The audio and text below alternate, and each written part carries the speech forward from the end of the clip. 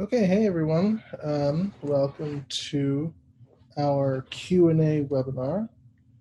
I'm just giving it a second. I see we have someone already, so that's awesome. So welcome to, we have 2 people now. Welcome to those who are joining. We have 3 people. So this is your chance, as I said in the emails. Oh, and hi. Yeah, sorry, Eleanor is here as well. I don't have to be here. No, I'm just kidding. This is your chance to ask questions. So, hi, Tim. Thanks for saying hi. So you can feel free to say hi in the chat box. If you have questions, I have a few that were sent in beforehand that I'll get to, but I want to focus on those who are here.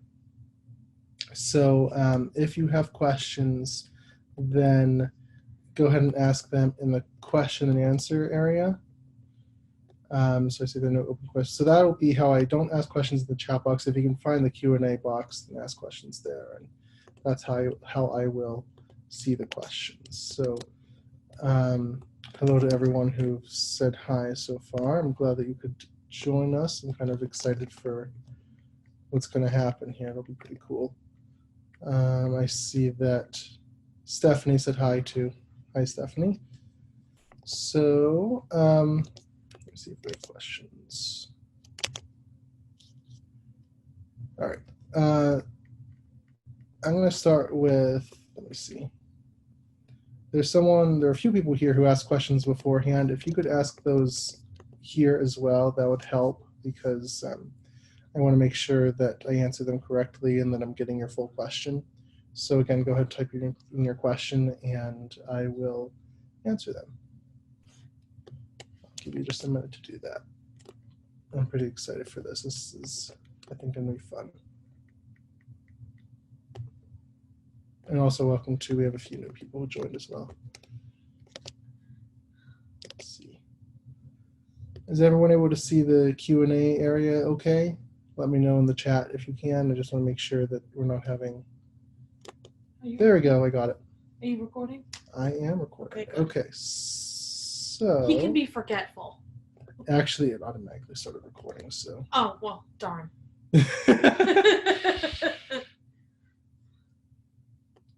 All right, so Stephanie asks, let me see, sorry, excuse me as I'm trying to read this. How do you know if you are in the flow of manifestation? You feel differently inside, or will you notice by the changes happening in your world, in your outer world, sorry. That's a good question. So let me hit answer.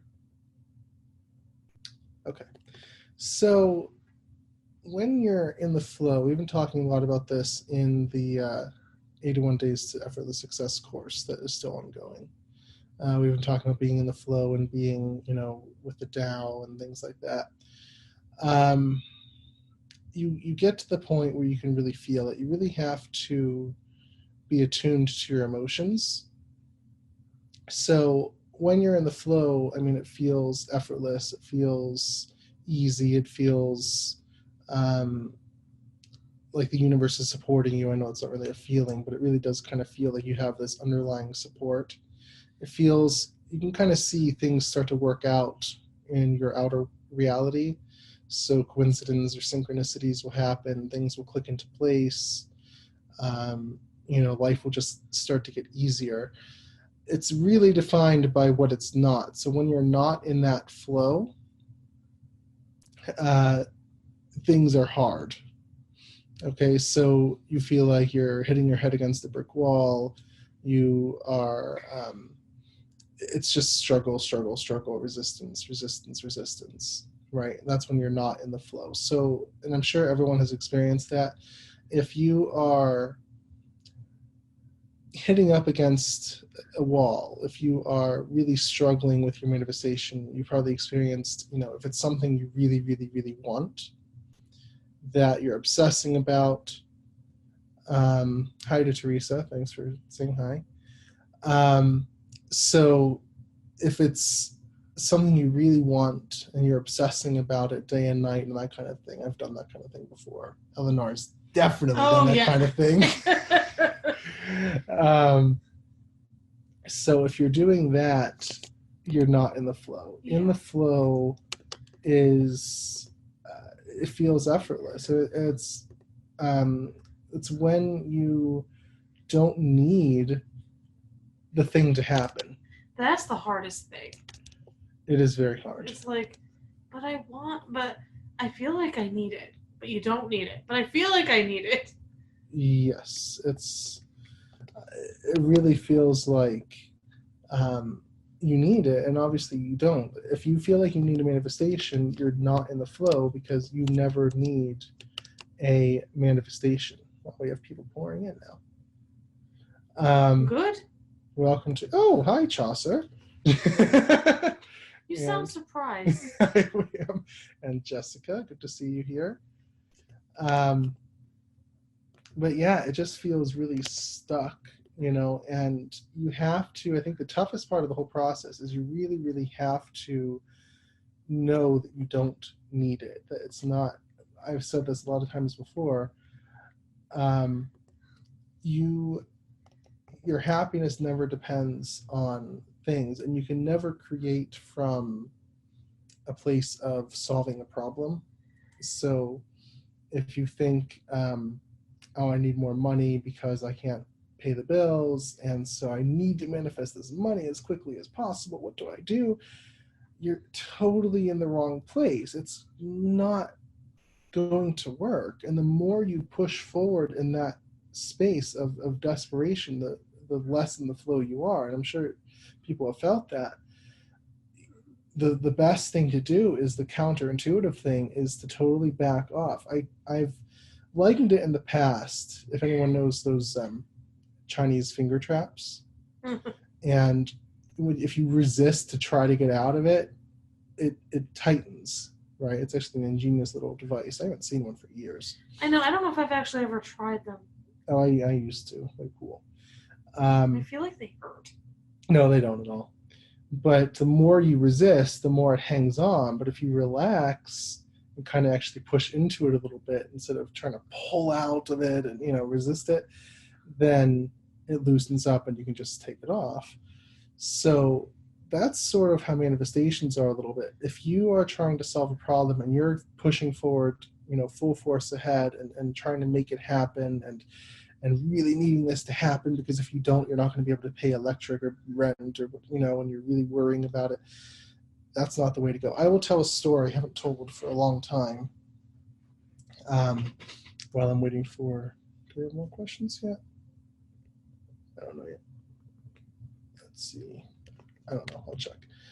Oh, yes, we do have more questions. Good. So I won't take too long. But anyway, I'll tell a story I haven't told for a while.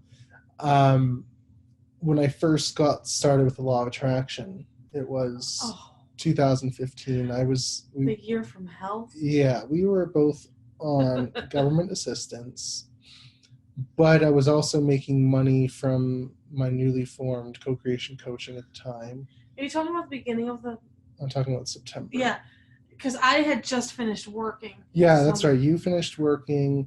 All these events came together in such a way because with Social Security, if you make a certain amount, they deduct half of that basically from your next Social Security check. And because we're both visually impaired, we were getting SSI. And anyway, everything came together just so that in September, our only income was from SSI, and we got a check, well, not a check, a direct deposit on the first for, it was less than $250. Wasn't not even 200? It was a little over 200, I think, maybe 215, I don't know. It was really, really low. Yeah. And, I had just started learning about the law of attraction. So it was one of those things where I knew the basics of it. I was familiar with Abraham Hicks. I had been reading Richard Dotz. If anyone here has heard me talk about him, his books are really good. And so, I knew it was coming. And I didn't know how much it would be exactly. But I told Eleonora, I said, look, on the first, we're going to wake up and want to panic because it's not going to be much. And I don't know how we're going to do it. But I know that the last thing we want to do is panic, because the panic is to focus on the negative, and the negative is just going to grow, and it's just going to get worse. So we really need to just not do that. Just diffuse.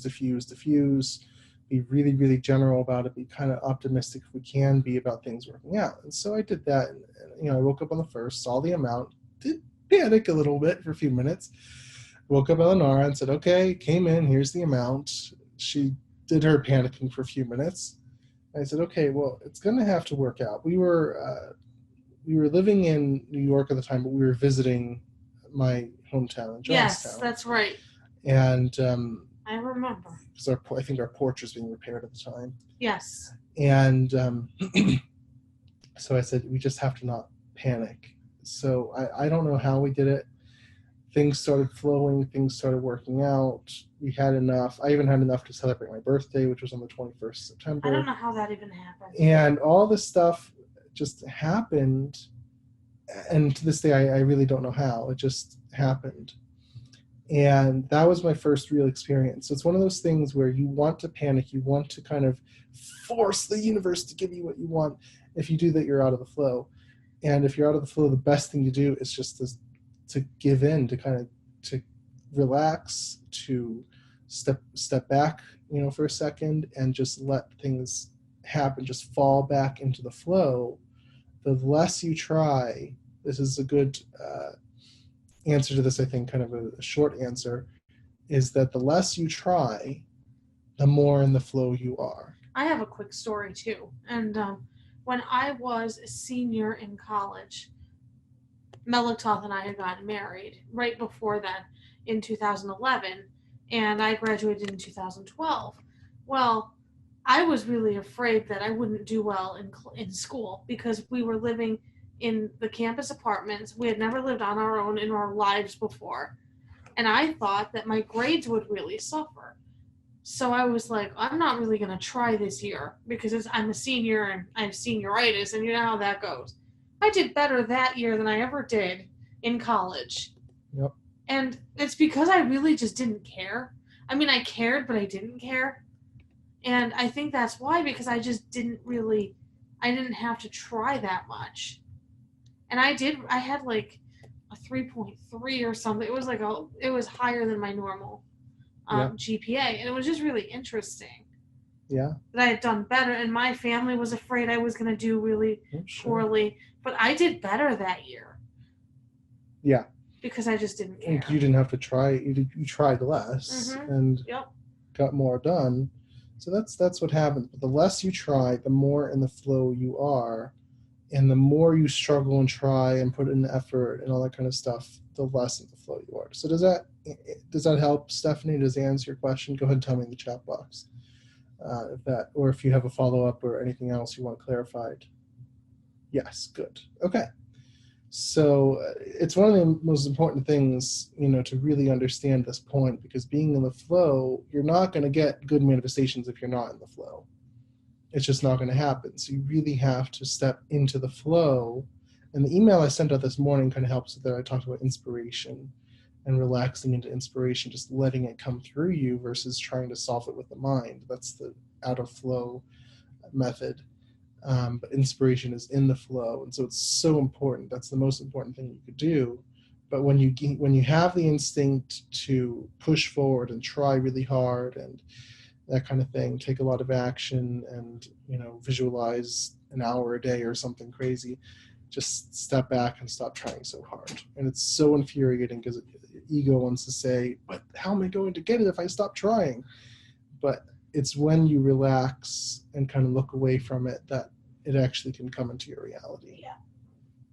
Okay, so it says that Tim has a question, but I don't see a question. So there's no, let me make sure. Okay, there's nothing in the question. So Tim, if you have a question, go ahead and ask it. I'm going to dismiss this because there's nothing actually in the question. Okay, so Teresa has the next question. Let's see. I asked a question the other day, but after reading and listening to things on your site, I feel like it is not appropriate. Sorry, feel a bit silly. I'm just happy to listen to others. That's no problem, but I actually do. It was a good question, so if you don't mind, I'm going to answer it anyway. I have it already prepared. I have it here to read, so I'm going to answer it anyway because I thought it was a good question. So it's not silly. Let me see. So your question was, my question is, can you explain the differences between the focus necessary to achieve something and simply fantasizing? I have an awkward feeling that all I do is fantasize, and although my emotions while doing this are good, I simply never achieve anything I set out to achieve, only unwanted things. So I'm answering anyway, because I think it's a good question. Remember that no question is stupid. Yeah. Ever. So to answer your previous question, it's a really good one because people ask all the time, I fantasize about, winning the lottery or about having a lot of money, and why doesn't it happen? Okay, so the one thing I realized quite a while ago that most law of attraction teachers ignore is it's not just, so emotions are a very, very important part of the process. Okay. Emotions are one of the most important, but it's only half of the equation.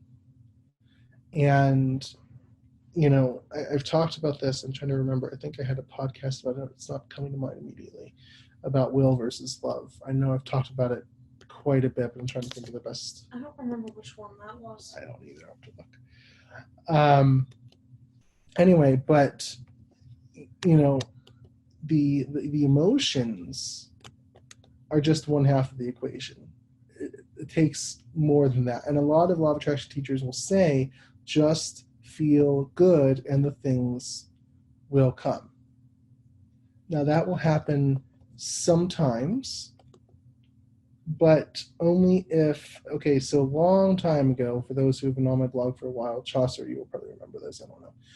I talked about current level goals versus next level goals and even ultimate level goals. Because to me, it became obvious that there was a difference between manifesting $20 versus manifesting an increased income of, a few hundred, maybe. Well, even a few hundred. I mean, that can be a current level too. If that's true. But versus, doubling your income. Okay. Or a house. Or buying a house or whatever. There's a difference because in the case of, say, $20, even a few hundred, even just like recently I sold my iMac. I've been trying to do it for a while, but finally I just sort of really focused on it, and it kind of came through really easily. It was very current. It was so fast. Very current level. I barely had to do any work to sell the iMac, and I got $850 for it. So that was a sort of current level goal. And a current level goal is something you can just do just like that. And it's not hard. You can get it in a few days, in a few hours sometimes. And it's super easy. I'm good at doing that with food. We were at, last week we were at Denny's, and I really fell in love with the hash browns. And I remember thinking, I should have ordered a double order.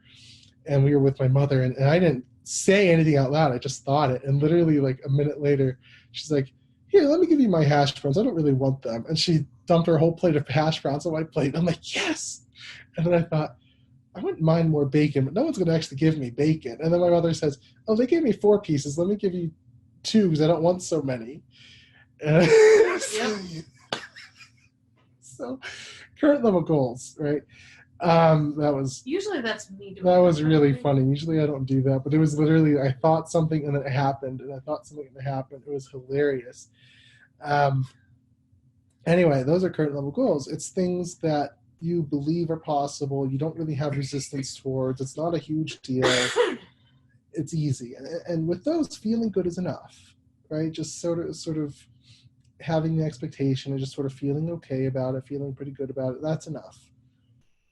With next level goals, so that's like when I increased my income, twice now I have, and it was very difficult. It was a next level goal, and feeling good wasn't enough, right? So just fantasizing, just because we all will do this, like, oh, my mother's been doing this for years. When I win the lottery, this is what I'm going to do. And I'm like, you've been wanting to win the lottery for like 20 years now. And it's just a fantasy. There's nothing besides emotions behind it. And so that brings the other element in, which is will. And these two elements of will and love, when balanced appropriately, will basically bring you to any goal that you want. Okay. So will is essentially, what it sounds like, it's the force of volition, of deciding this is what I want. And it's making that decision, not just intending, not just something like that, but it's really deciding this is what I want to do. And with a fantasy, you don't really have that. It's more of a wouldn't that be nice, and it'd be kind of fun, and but it's hypothetical. So let's think about whatever your goal is, and if you think about your goal, my will is to have this goal. I choose to have this goal. It probably doesn't feel that nice, does it?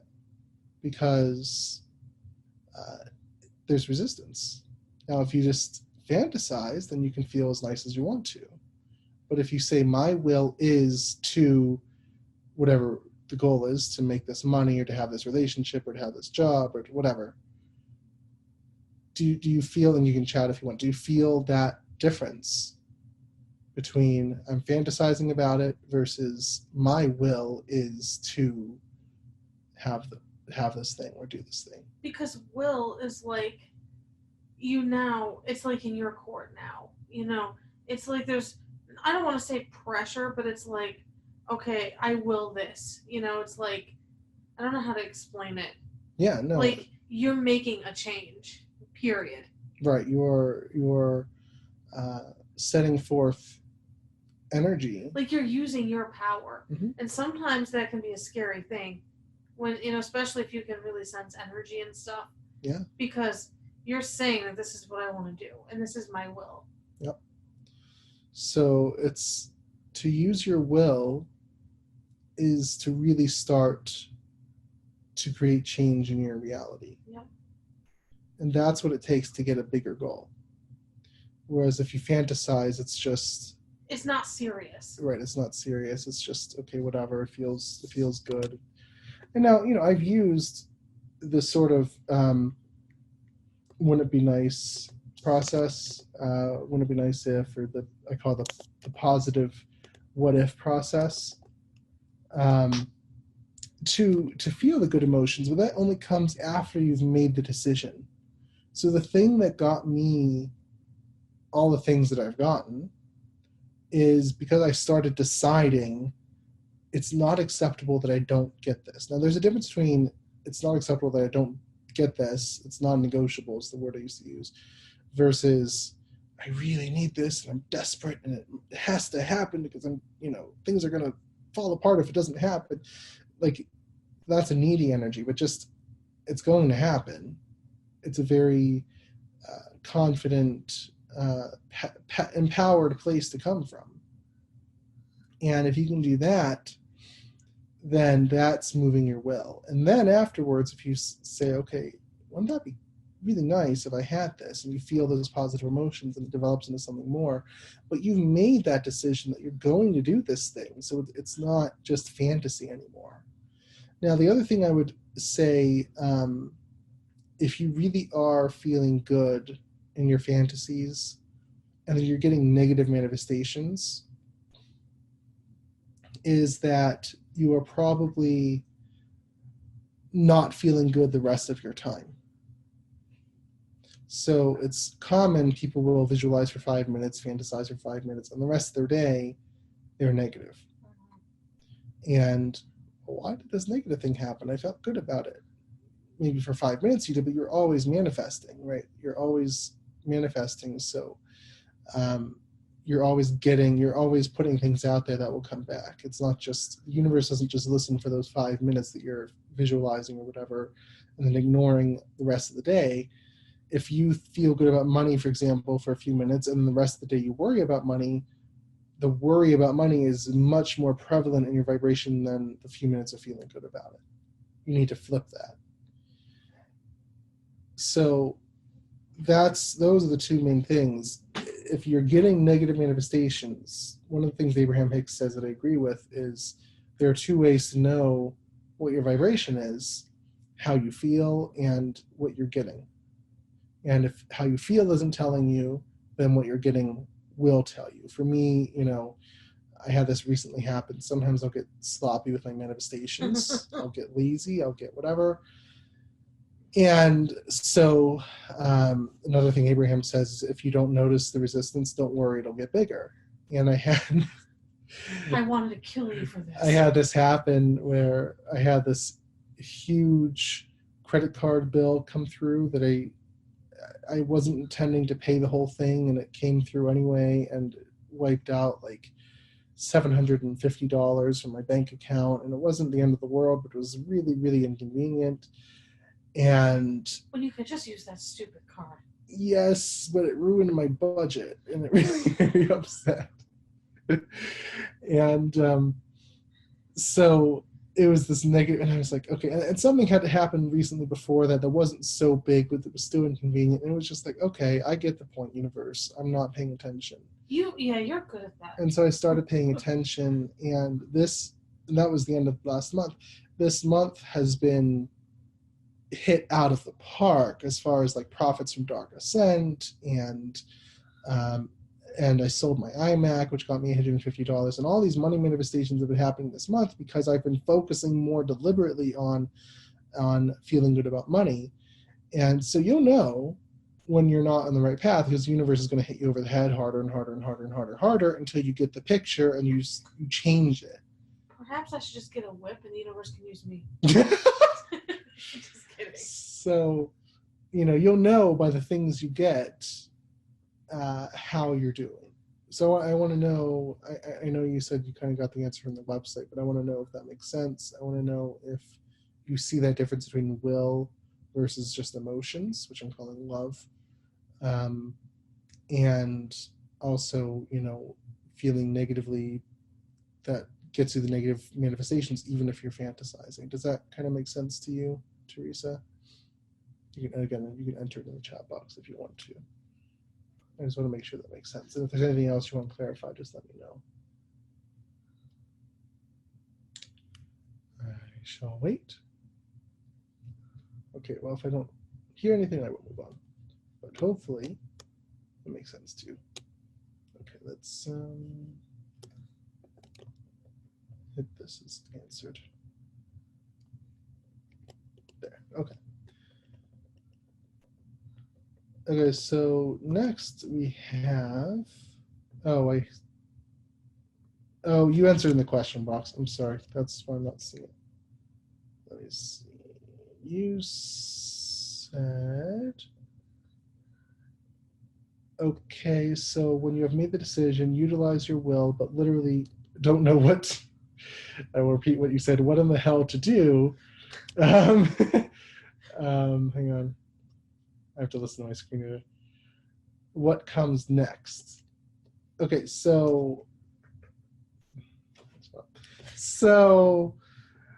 let me hit answer. So, yeah, that's difficult. Eleanor is distracting me. Sorry. Shut up. So, what do you do next when you've used your will?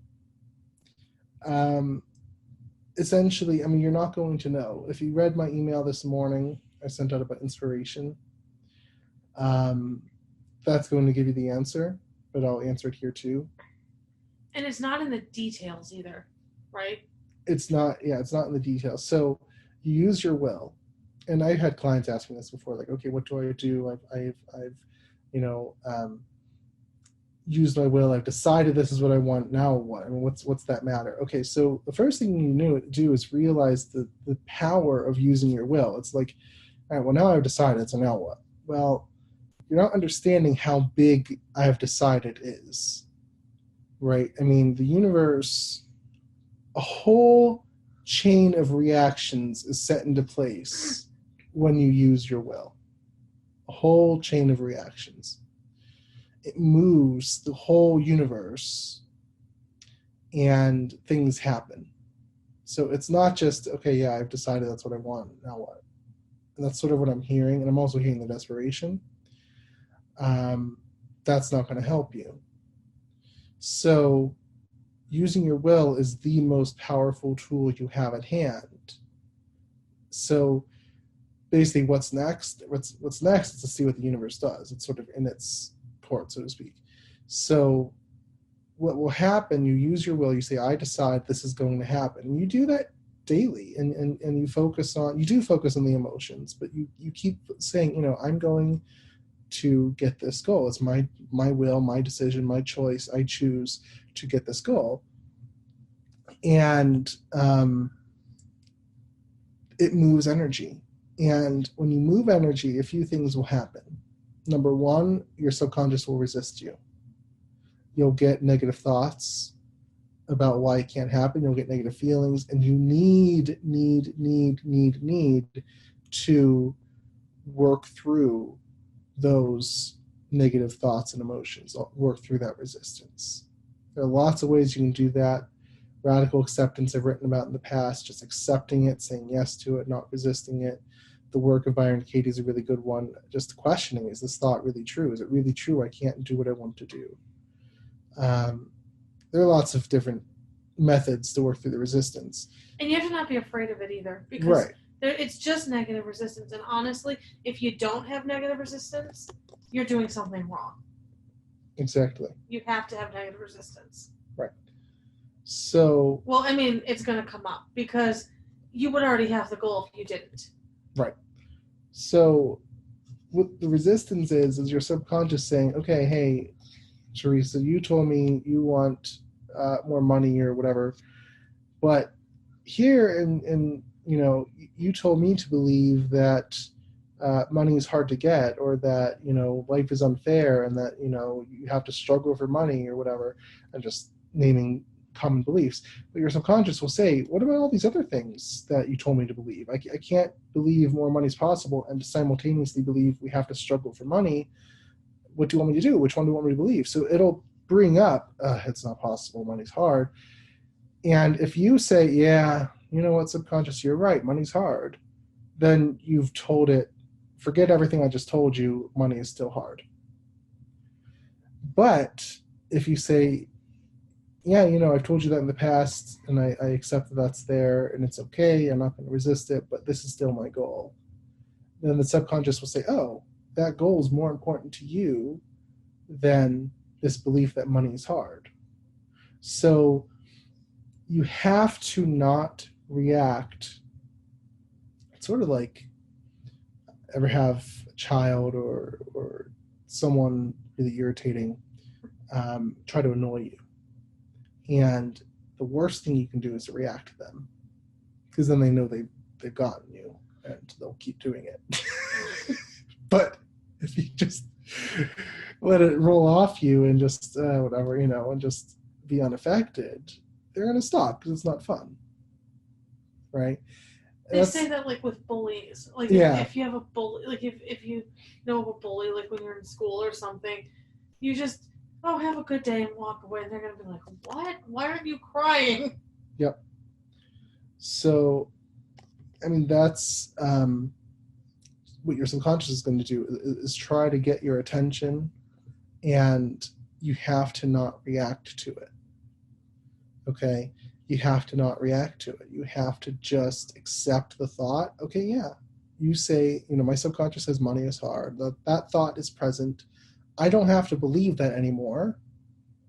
I can see through it. It's just a thought. It's just here. It's not necessarily true. There are lots of people who make money very easily. And again, I have no idea what your goal is. I'm just naming things. But that's just a thought. I don't have to believe it, but I accept that thought's here, and the feelings that are associated with it of fear and insecurity and panic and whatnot. You have to dissociate yourself from your thoughts. All right, and that's the whole work of the law of attraction. All this inner work. It's not just feel good, visualize, fantasize. It's not that. It's the inner work of detaching and dissociating from your negative thoughts and beliefs. That's what this whole thing is about. And if you can't do that, you won't get the thing you want, or at least not nearly as well as you could have. It won't be as good. So you make the decision, and your subconscious mind is going to respond to that almost immediately. I asked you, does it feel worse if you say it's my will to get this goal versus having this goal be really nice and fantasizing?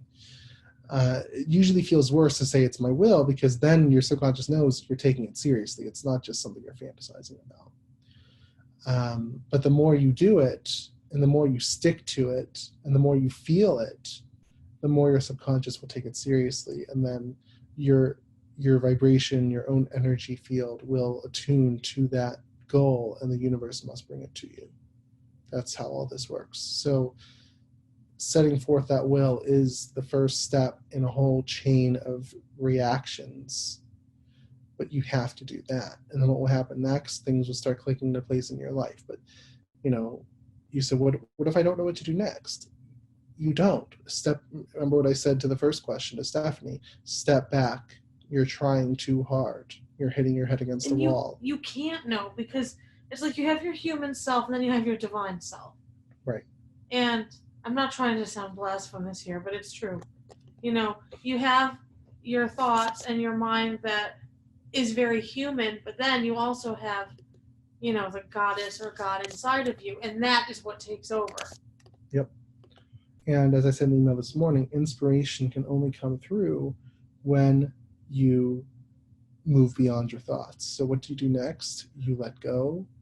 You step back. See what happens. It's an adventure. You meditate. You sink into the awareness beyond your mind, and you let the answers come. You don't ever force it. You don't ever go after it. You don't ever chase it down. You don't do any of that. If you're wondering what the answer is, you're too much in the mind. Let go, sink into awareness, let the answer come. But always make the decision that this is the direction you're moving in, and things will change. I guarantee things will change, but you have to take those steps. Does that make sense? Does that answer your question? I will look this time in the questions box. Or you can say it in the chat area too. Okay, I just want to make sure that makes sense to you. So I know it's a difficult thing. It's a lengthy process. It's a very difficult process because we really believe in our thoughts. And so it's hard. And and it is. Like I'm still really working at it, because I'll be honest, I'm very amateur at this. Yeah. But it's always working towards it every day, and you don't get discouraged. You just keep trying until you do it. Keep doing your goals and, doing that, and you'll get it. Yeah. It's the most difficult part of the whole process. And I always know if a client's going to work out or not based on how willing they are to do that inner work, or are they just going to say every session, but I really want this goal, I really need it. Well, okay, yeah, fine, granted, that's fine, but you really have to do this work, and that's the whole thing. So I'm still waiting. Did you answer? No. So let me know if that makes sense. If not, I'll move. If you don't answer, I'll move on. But I just want to make sure it makes sense to you. Okay. So hopefully it does. Feel free to ask another question if you need clarification. That's fine. But okay, here we go. Oh, I answered in the chat. Sorry, it's hard for me to keep track of everything. Let me see what you said, because it's just difficult. Okay, that's great. Treat the subconscious like an unruly child. Makes sense. And of course, one can't know, and that's okay. Thank you for this. So, so helpful. Good. I'm so glad. Yeah, yell at me if I'm not seeing the questions. It's hard, especially with the screen reader. You should have had me on one part. I should have. We're figuring out how to do this. All right, so I'm gonna hit dismiss because it wasn't really a question. Okay, so anonymous. Who's the anonymous person? No, just kidding. I don't care. Let me copy it so I can read it. Genderless. No, just kidding. Yeah. It's energy. It's the energy, the ghost among us says. Where do you feel that psychic premonitions fit into magic/LOA? Is a feeling that something bad is going to happen a thing that should be treated the same as resistance? How much can you change the course of events? You meant events. Even. How much can you change the course of events? So that's an awesome question. Let me see if I'm answering it. Good. Yeah. This is funny because you've been going through this, Melektoth. I have. So I've been doing is there something specific you're referring to? No, just how your intuition has been. Uncanny. Oh God. So I had, that's true. I had a thing happen. You had a few things happen. I'll say the one, you remind me if I'm missing something. So a month ago, we were going to go to, actually more than a month ago. It was the end of May. We were going to go to Pittsburgh for an event, an OTO event. It was our baptism. People know about it. Yeah, I know, in the EGC. Yeah. Whatever. An OTO event. And I was super excited about it. As it approached, I got really anxious. What is this? I'm excited. I mean, I want this. Why am I, like, I was almost second guessing it. Why is this happening? I felt dread. And he kept this from me, by the way. I did, because I didn't want her to think like, oh, I change my mind a lot about things. Yeah. Ask him how many religions he's been in. I'm very mercurial with my desires.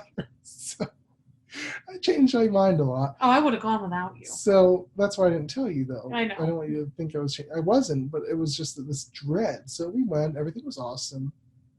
My mother drove us there, and it's like 80 miles away, so it's quite a drive. And it was on a Tuesday night of all times. I mean, I work 9 to 5, so it's kind of inconvenient. But whatever. It was what it was. So on the way home, we just left Pittsburgh. Actually, we were kind of maybe 10 miles away out of Pittsburgh, about 70 miles from home. And my mother's car, you hear this snap, and then the engine light came on, and she lost power steering. And she's like, uh-oh. She was a little more than uh-oh. We pulled into a McDonald's, and proceeded to panic. Basically, long story short, her what was it called, serpentine belt or something had broken, and also her battery was draining, so she would not be able to get home. And now I was panicked because I take a lot of different medications. I had a pituitary tumor when I was younger, so I need a lot of medications. And I only brought enough for what I needed that night. And she's like, well, we could stay in a hotel. And I'm like, yeah, that's great, but I don't have medication for the morning, and that's not good. So we're panicking. And this is a perfect example because we were so stuck in mind. We didn't let inspiration come up until, I don't remember who proffered the solution. It wasn't me. I think it was my mother. Anyway, she tries to call her insurance, tries to get a tow truck, is going back and forth for like 20, 30 minutes with insurance. And they wanted to charge her $200 and some for this tow truck because we were, again, 70 miles from home. So they would only take her 15 miles for free. Anyway, we were there for like an hour and sort of not knowing what we were going to do, waiting for this stupid tow truck to come. I had to cover the cost, although I didn't end up having to for that. And then eventually she said, wait, why don't we just take an Uber home? And I'm like, oh. Duh.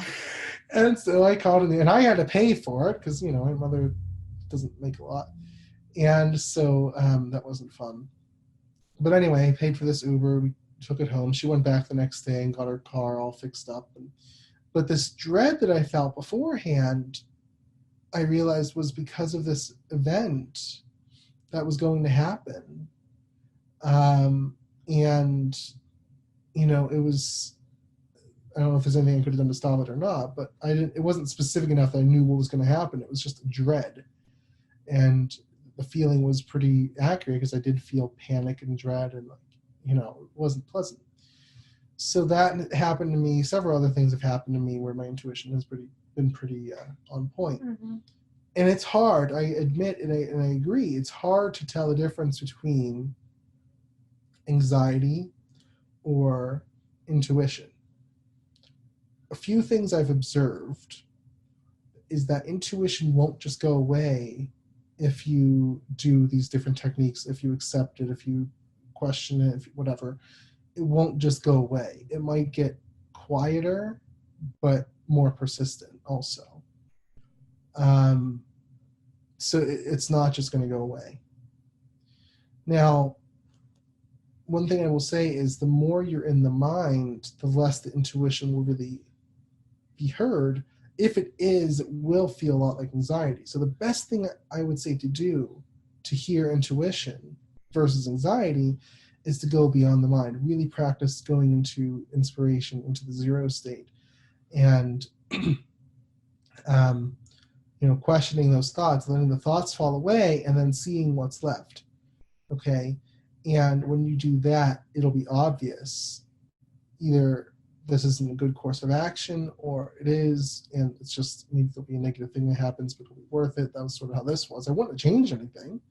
I would have still gone. It's just, But do you think if you realized it was intuition, could you have changed it? I don't know. I really don't know. I had a thing that happened years and years and years ago. My mother had a boyfriend. My parents got divorced or separated when I was 2 years old. Oh, they're divorced now. They're divorced now. She had a boyfriend when I was, 11 years old. And is this the weirdo? Yes. And I was in school one day. I got horrible, just out of the blue, horrible feeling about this guy. She picked me up, and I was getting into paganism and witchcraft and stuff. And so, I was familiar with intuition and psychic stuff.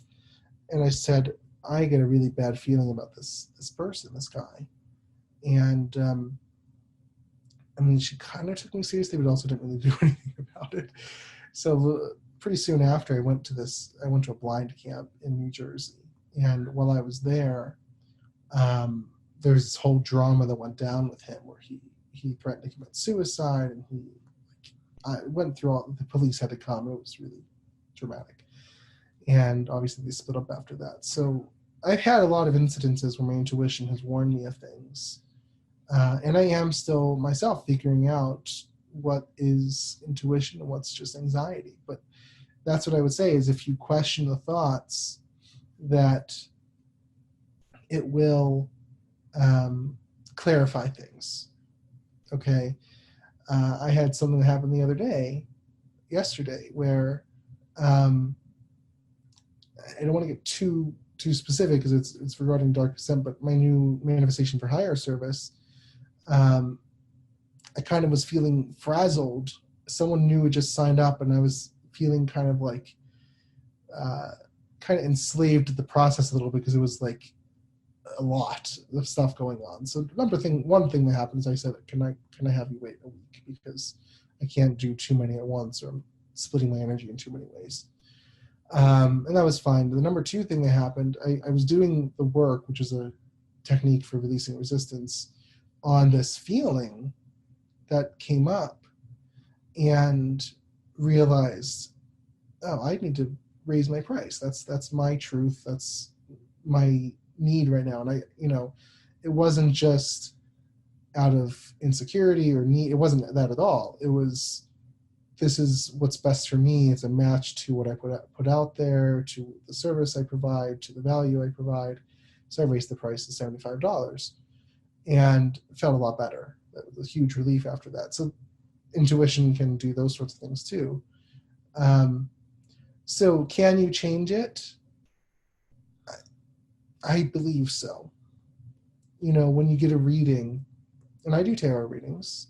So actually, this is a good example. The first person that I did my service for, as an experiment, I did a reading, and it was a kind of negative reading, and then did the manifestation for a week. Did the second reading, and it was totally different. So a reading and your intuition will only ever tell you the current situation, the current energy of the situation. Can you then go and manifest something different? Yeah, generally, yes. Because it's just going to tell you what's true right now. It's not set in stone. It's not, passed down from above or something. This is what's going to happen definitively. It's just right now, the current course of events. This is what's going to happen. And you can change it.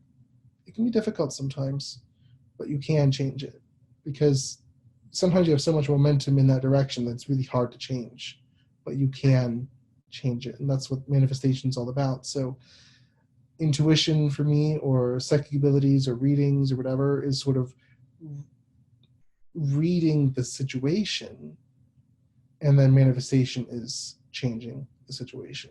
Yeah, because like even people like that have a chronic illness or something would go to a healer, and and a lot of times it does something to go to a healer. It's like you don't just get stuck with the disease all the time. Right.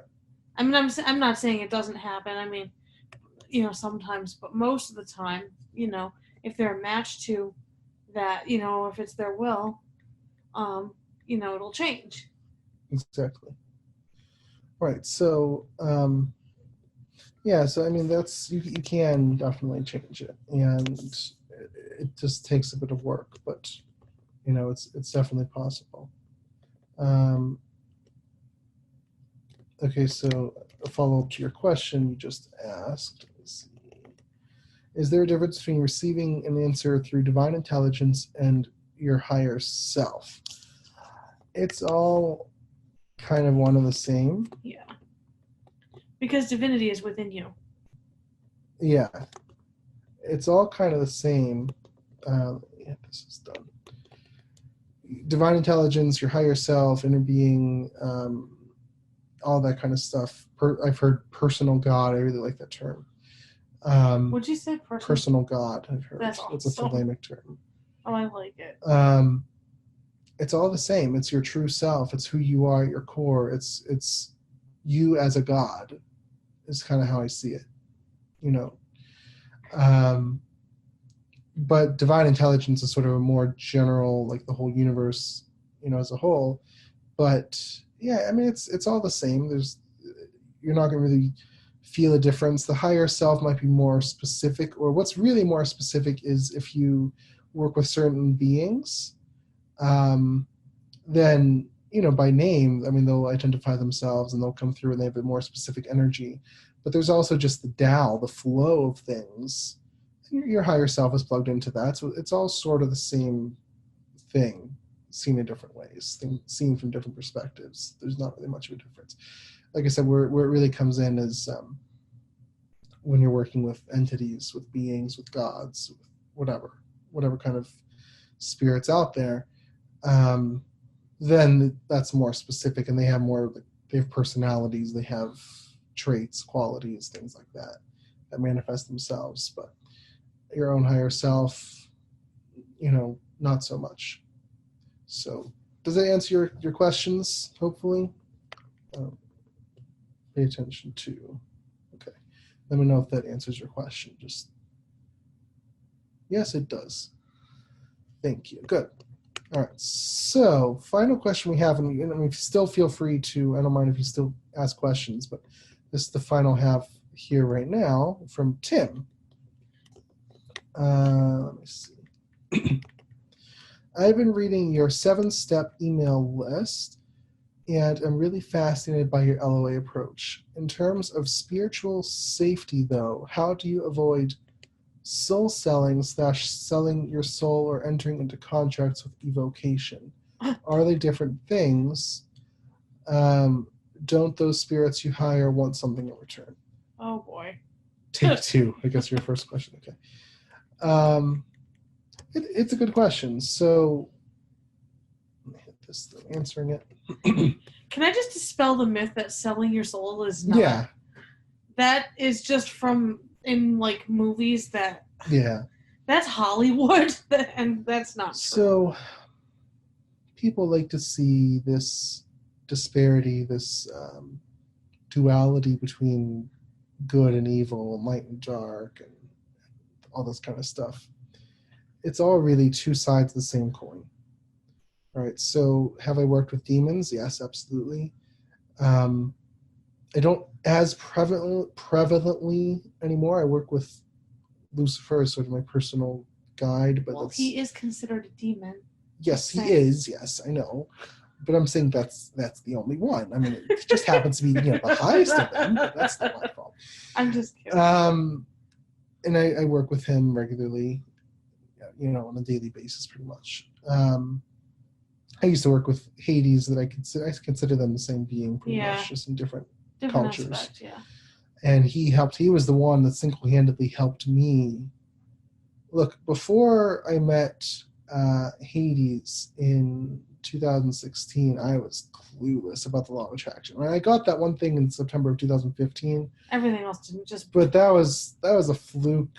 After that, I was helpless. I got some coaching from a law of attraction teacher that I manifest a free coaching session. You see, you did that. I did that, but I mean, I was helpless. I knew nothing. All right. I mean, I knew the basics, but nothing was really working for me. It was in 2016 when I met Hades that things started to change almost immediately, like within a matter of weeks and maybe even days. And, it was just working with him. And I asked him, because I was kind of on the pagan path at the time. And in paganism, it's not uncommon to work with gods. And so even though he's a dark god, he's still God. And so I said, hey, do you want an offering from me? Is there something you want? And he would, and I gave offerings for a while. I did. I think he just did that to make you feel better. Yeah, and I did research on what kind of things would they like, but he always said, it's not necessary. It's not necessary. And the same thing happened when I worked with Lucifer, which I considered sort of the upgraded version of Hades. Hades 2.0? Hades 2.0, yeah. Sorry. He also, and I did, I would burn incense for a while or do things like that. And that's cool, but he also refused. So there's no selling souls to Eleanor, so that doesn't happen. That's just the Hollywood myth. If you want to do a pact, you can. Yeah. But. So, it doesn't happen. What I've told people is the thing that spirits, any spirit, God, angels, demons, whatever, gods, any spirit, what they get the most out of you working with them is your focus. Because look, we are all gods, right? In the making, you could say. And so when you focus on anything, this is the law of attraction we're talking about. When you focus on anything, it gets bigger. It flows energy towards that thing. If you focus on money, you get more money. If you focus on relationships, you get more relationships, whatever. If you focus on a spirit, that spirit gains energy from you. It gains power from you. Not in a parasitic way or anything, just a friendly, it's like, if you hire someone to do something for you, they do the service for you, you give them money. Or really, I don't even like thinking of it like that, because to me it's more of a friendship. What does a friend get out of helping you?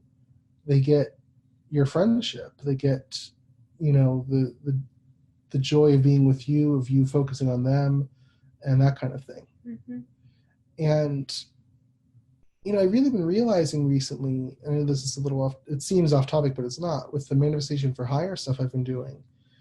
I was sitting here last night doing the work that I was doing for these clients and thinking, this is like the luckiest that I could be to do this sort of service, literally to get paid to feel really awesome positive emotions on behalf of someone else. Oh, yeah, we were talking about this. Go ahead.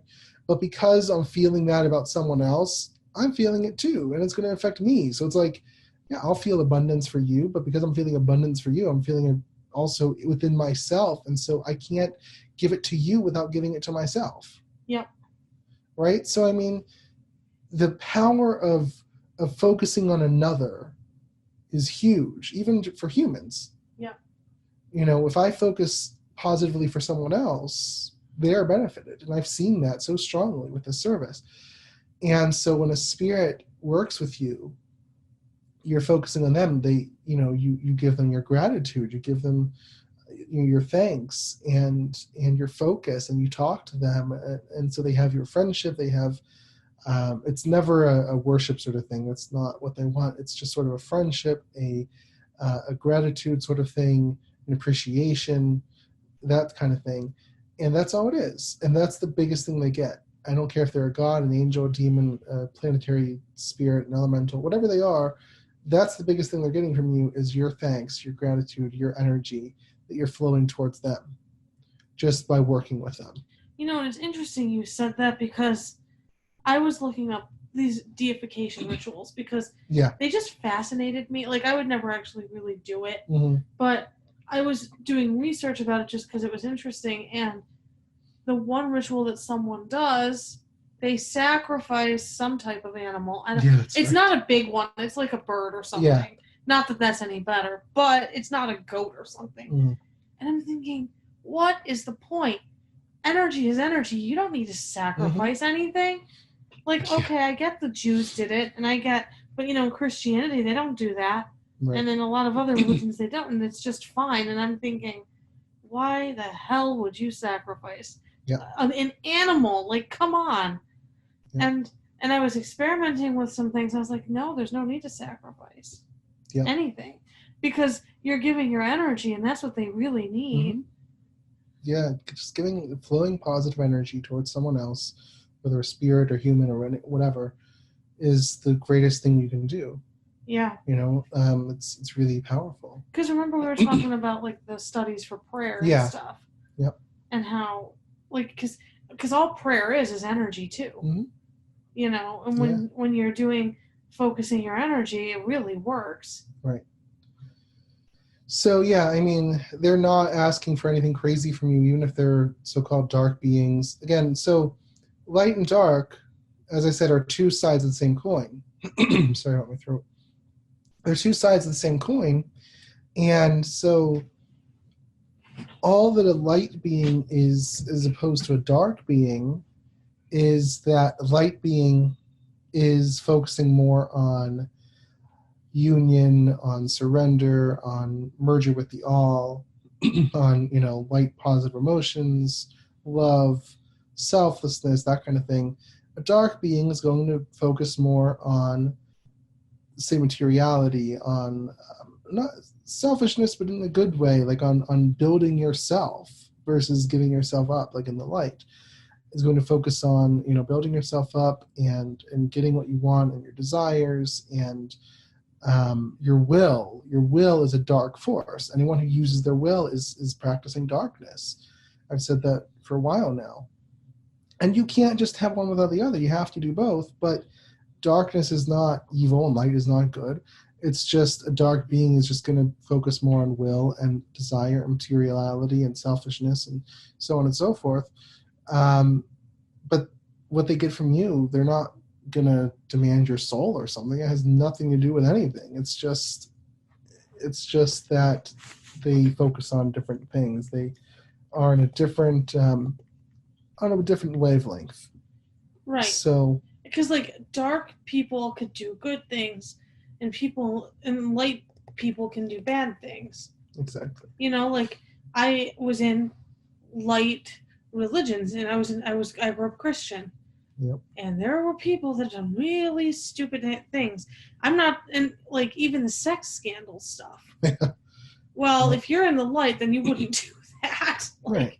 And they had a dark side to them, but even those that control other people, it be in the name of religion or whatever, that's light. Yeah. Exactly. Yeah. So how can light be all good then? It can't. Exactly. It's not that. It's gray. And we've had this, and I had a thing about the popularization of darkness. I recommend checking out the Dark Descent podcast, episode 21, just a couple weeks ago. And I talked about darkness is becoming more popular. People are realizing the light is not where it's at all the time. It reminds me of, I don't know why I just thought of this. Remember, what was it, the Golden Compass? Was it? Yeah. And the church was the light, but they were bad. And the people had like the people had demons that were attached. The demons were good though. They were like guiding. They like turned into animals. Yeah, guiding forces. Like their pets. And the church was trying to divide them from their demons, which really hurt. And they were trying to kill off the demons basically because the demons gave these people power that people without them didn't have. Well, and actually, and I don't think you knew this. You didn't read all the books, but it turned out that actually the main character did have to separate from her demon. Yeah, I know. You told me that. And yeah, but she was fine. Yeah. I think it was because it was her choice because she had to go down into the world of the dead. Yeah. And demons couldn't go. That just right. But they got through it because I think it's because she had to. It wasn't like something forced her to. Right. Did they stay in contact afterwards, or? They were together after, but they didn't have to because when normal demons and people, they can't like go too far because it's like their soul's a leash. Yeah. But after this, like these demons could go all over the world. Right. But they did tangent. Yeah, they did it first, but it was their choice though to stay together. But but it reminds me of that book because like the church was portrayed as bad and the demons were good and anyway, this is becoming more popular now. I didn't think of that. With people focusing on darkness and it's not all bad. Well, Philip Pullman is an atheist. Yeah. The author of The Golden Compass, So it's just two sides of the same coin. Both have positive and negative things about them, but no being, unless they're like some kind of negative, like really low level astral parasite or something, no high level being out there is going to take energy from you or do anything negative to you at all. It's just not going to happen. I did explain this. I don't think you're a subscriber to my newsletter, The Circle of Darkness, but I did explain this in issue 3 in May. So if you are, I went very, very deeply into this. So if you are interested in that, I recommend signing up, and you can download any of the previous issues. And in May, I talked about working with dark, well, any kind of spirits, but I talked all about this. So that's what I'd recommend. That's darkascent.org/circle if you want to go there. So yeah, that's hopefully that makes sense. If you want to let me know in the chat, does that make sense to you, Tim? And I just want to make sure that answered your question appropriately. Yes, it does. I've recently been studying paganism as well. These are new approaches for me, so I appreciate your answer. Thank you. Good. All right, so that's all the questions I have. Are there any others? I'll give you a few seconds if you have any others. This was really fun. I mean, I want to know, did you guys enjoy this? This is something I'm thinking about doing more frequently because I think it's really cool. I don't get a chance too much to go out there and answer your questions. I had the podcast, I have articles, but I enjoy just sitting here with you guys and answering your questions. It was kind of... It's more interactive than like readers' questions. Yeah. Remember that when you used to do the videos? Yeah. Good. Everyone's saying this was really good. Enjoyed this immensely. Okay, good. I'm so happy. That's awesome. So I'm not seeing other open questions. Double going check. Once, going twice. Sold. No. Sold.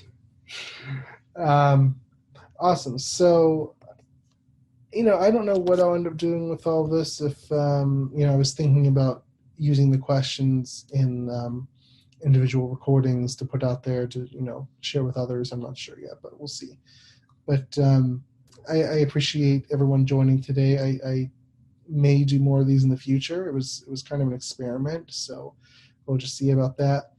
But I'm glad that I got the positive feedback that you guys have enjoyed this and that there was such participation. It was a lot of fun. So I may do this on a monthly basis is sort of what I was thinking about. Yeah, I think that's a good idea. Yeah, so it was a lot of fun. So I just want to say before we end, if you guys want to try out this new service that I'm doing, Manifestation for Hire, it's been a lot of fun. There will be a teensy bit of a waiting list, just like a week right now, because it's been really popular. To the point, like I said, I had to raise the price a little bit, but I really enjoy doing it. I mean, it's, again, feeling good on someone else's behalf and focusing on someone else's behalf it's a mutually beneficial relationship. You know what I mean? It benefits them, benefits me. It's awesome. And I really enjoy this. So it's been cool seeing how it's affected other people so far. And it's just been really enlightening to see how it works. So if you want to check that out, I mean, I have it on the top menu of the site, so you can't really miss it, but it's at darkascent.org/manifestation for hire, all one word. So if you want to check that out, I'd really love to work with any one of you to help you with your goals. Like I said, there's I've mentioned this in emails, there's a reading I do up front to kind of see what the situation is, and then I do the manifestation for 7 days, and then I do a reading at the end to kind of see what the effect was. And it's gone really well so far. I mean, I was really surprised by the effects of it. So any of you, I'm inviting you to check it out, and I would love to work with you. So again, it's darkascent.org/manifestation for hire. So thanks again to everyone who joined us today. I really, really appreciate it. And if you have any other questions, you know where to find me. And we may be back next month for another go around of this. Will be. Yeah, probably. Yeah. Thanks, everyone. Hope you have a great weekend. Bye, everyone. Bye.